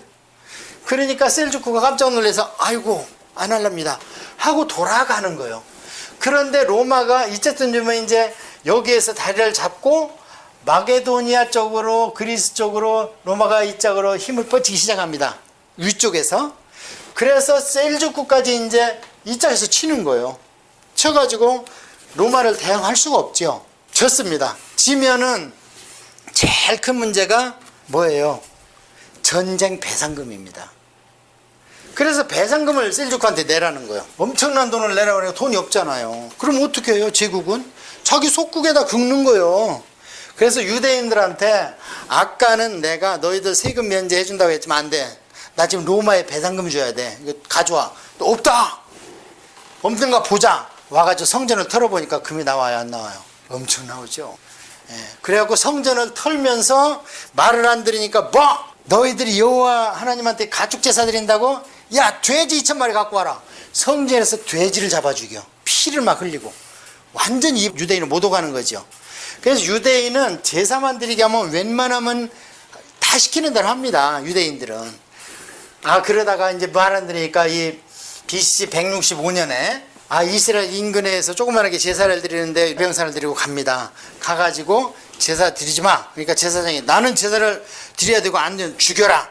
그러니까 막 죽이려고 그러니까 옆에 있던 청년이 유대인 청년이 저리 가시오 이 영감택이 우리가 살아야 될 거 아니요 하고는 청년이 짐승 제사를 드리려고 하고 하는 거예요. 그러니까 이제 무서워가지고 죽기 싫어서 그러니까 그때 마따디아라는 할아버지 제사장이 아들이 4명이 있는데 와서 저놈을 죽여라. 우리 제사를 못 오고 하는데 우리 민족이 돼가지고 지금 저기 항복하고 있다. 그리고 자기 민족 청년 죽이고 여기에 파송됐던 이 셀주크 군인들 다 죽이고 산으로 도망가요. 숫자가 안 되니까. 그래서 시작된 것이 독립운동입니다. 이 사람들이 BC 165년에. 그래서 BC 165년에 어떻게 됐든 독립을 합니다. 그때 나오는 게 게릴라전이 이때 시작된 거예요. 그래서 마카비 혁명이라고 그래. 마카비가 뭐냐? 쇠망치라는 뜻이거든요. 쇠망치가 뭐냐면 망치로 뭘 때리려면 한번 때리고 또 때리려면 뒤로 빼야 되잖아. 그래서 빼서 또 때리고 이게 쇠망치. 이게 게릴라전이야. 힘으로 숫자로 안 되니까. 그래서 이것을 마카비 혁명 그래. 쇠망치 혁명 그래요. 그렇게 해서 이때 성전을 회복합니다. 어쨌든 언제까지 하냐면 BC 63년까지 100년 동안 하나님 없어요. 근데 독립왕조를 자기들이 하는데 그러면 이걸 하스몬 왕조라 하는데 이 사람들이 잔화해야 되는데 어떻게 하느냐? 아까 제가 말씀드릴 때 제사장 마따디아 할아버지가 혁명을 일으켰다고 그랬잖아요. 그러면 제사장은 왕을 하면 돼요, 안 돼요? 제사장과 왕은 구분되어 있잖아요, 이 유대인들은. 그런데 왕을 합니다. 왜냐면 그 권력 맛이 좋잖아요. 그 왕을 하다 보니까 드디어 왕자의 난이 일어나. 근데 큰아들은 그냥 너무 온순해. 그냥 그 낚시나 좋아하고 막 그래. 근데 작은 아들은 야성적이야. 아빠가 죽고 나니까 엄마가 작은 아들하고 짜가지고 큰 아들을 죽이고 왕이 돼. 자, 그러면 이제 누가 왕이에요? 작은 아들이지만 실제로는 엄마가 왕인 거예요. 엄마가 왕인데 또 여자는 제사장을 하면 돼야 안 돼요? 안 되잖아. 이게 제사장을 못 하는 거예요. 여자는 제사장을. 그러다 보니까 다른 세력이 들어오잖아요. 이렇게 해서 땅을 넓히다가 드디어 에돔 땅을 먹었어요. 에돔 땅을 먹었는데 이 내분이 일어나니까 여기에다가 도지사를 하나 시켜주는 게 누구냐? 헤롯, 똑똑한 헤롯 가문을 이거 지켜. 잘해. 시키는 대로. 아, 그런데 헤롯이 딱 보니까 틀려먹었거든? 이 왕조가. 그래서 이때쯤 로마가 무럭무럭 크니까 헤롯이 돈가방을 들고 로마에 가서 로비를 하는 거야. 나를 이 땅의 왕으로 시켜주시오. 그래서 헤롯 가문이 탄생하는 겁니다. 그렇게 하고 있는데 BC 63년에 100년 됐죠. 아까 BC 165년에 시작했으니까 이 왕조가 BC 64년에 폼페이우스가 초대 3대 정치에 폼페이우스가 로마가 땅은 넓혔는데 항상 문제가 양식이 부족해. 로마는. 근데 중앙아시아의 이 밀 곡창지대 아닙니까 지금도. 거기에서 양식을 조달하는 중간에 산적들이 나타나서 그 양식을 뺐네. 뺐으니까 로마 중앙정부에서 폼페이우스에 10만 대군을 줘가지고 가서 산적을 토벌하고 양식이 오는 통로를 확보하라. 갔는데 산적은 깨면 안 되죠. 그냥 순식간에 토벌해버렸어. 그리고 폼페이우스한테는 그 공적과 함께 10만 대군이 있어. 근데 이 폼페이우스가 돌아갈래도 로마 안에 그 루비콘 강 안으로는 자기 호위병 몇 사람만 들어와야 돼. 대군을 데리고 오면 구데타로 간주해서 무조건 죽이는 법이 있었어요.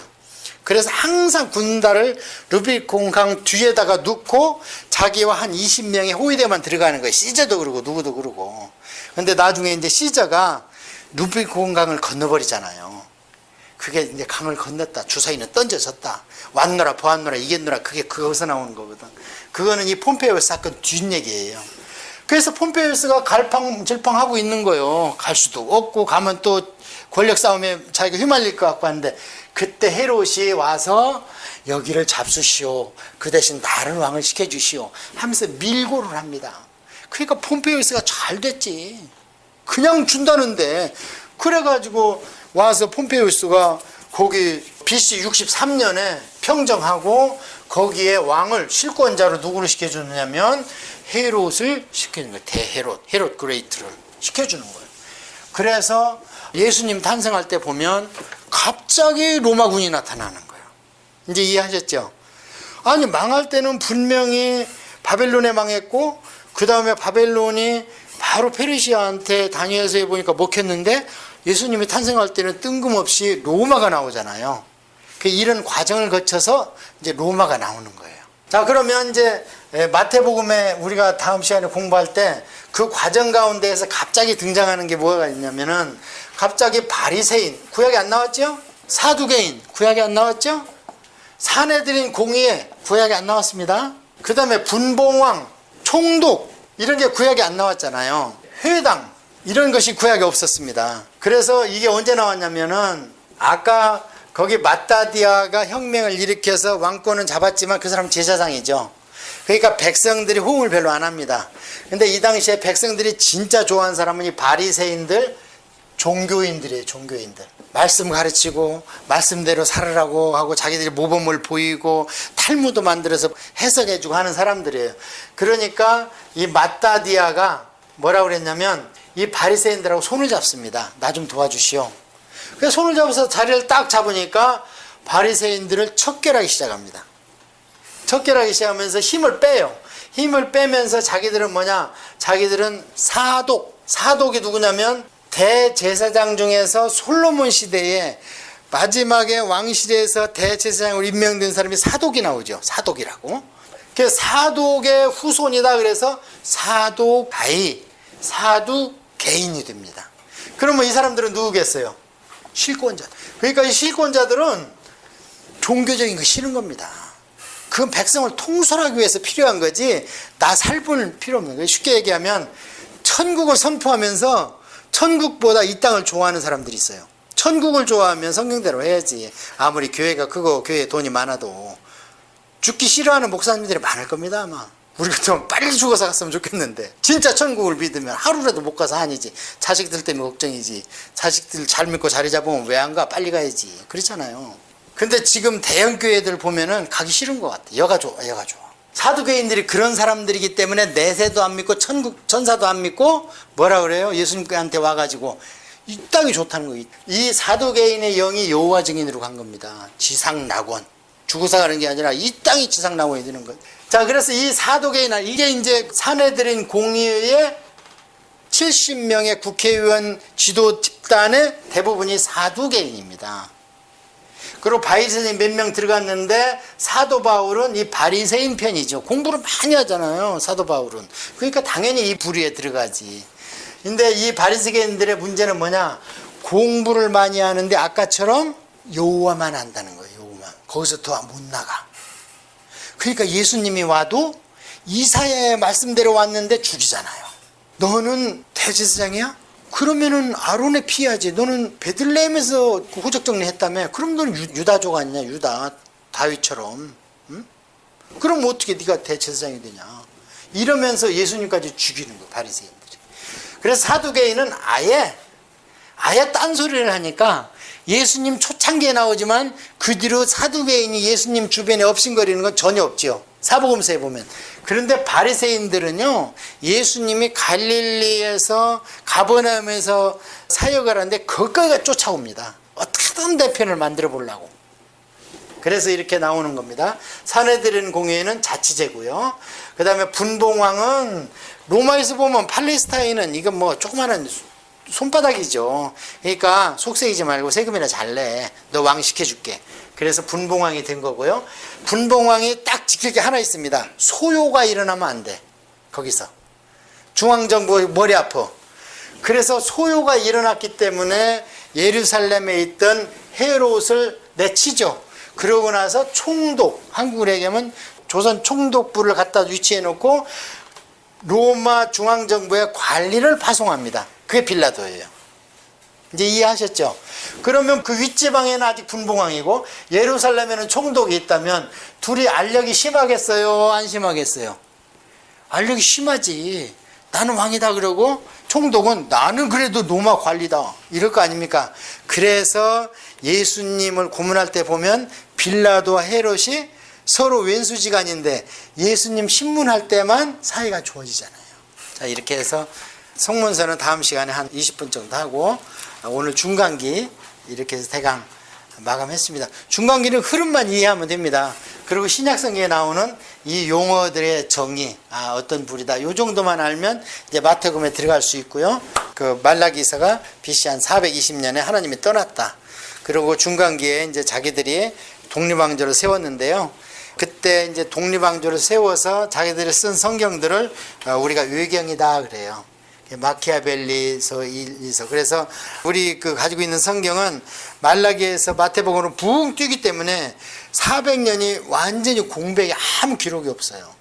그런데 이 당시에 이 하스몬 왕조 100년간에 쓰여진 책들이 많습니다. 성경으로 인정할 수는 없지만 그 안에 있는 역사적인 사실들을 가지고 제가 지금 얘기한 거예요. 그러니까 그걸 공부할 필요는 있습니다. 그러면 말라기에서 마태복음까지 그냥 이렇게 연결은 다 세계사는 하나님의 구속사는 끝났고 그 중간에 그러고 나서 이제 다시 예수님 오신 거고. 자, 여기까지 해석도 하고 마치겠습니다. 아버지 하나님 감사해요. 오늘 또 긴 역사의 기간을 500년의 기간을 쉽게 한다고 했는데 잘 모르겠습니다. 기억할 것을 기억할 수 있도록 성령님 도와주시고 이제 진짜 터널을 빠져나왔습니다. 다음 시간부터 큰 터널 끝에 있는 빛난 태양과 같은 우리 주님을 만날 준비하고 일주일을 벅차게 보내게 하시옵소서. 예수님의 이름으로 기도합니다. 아멘.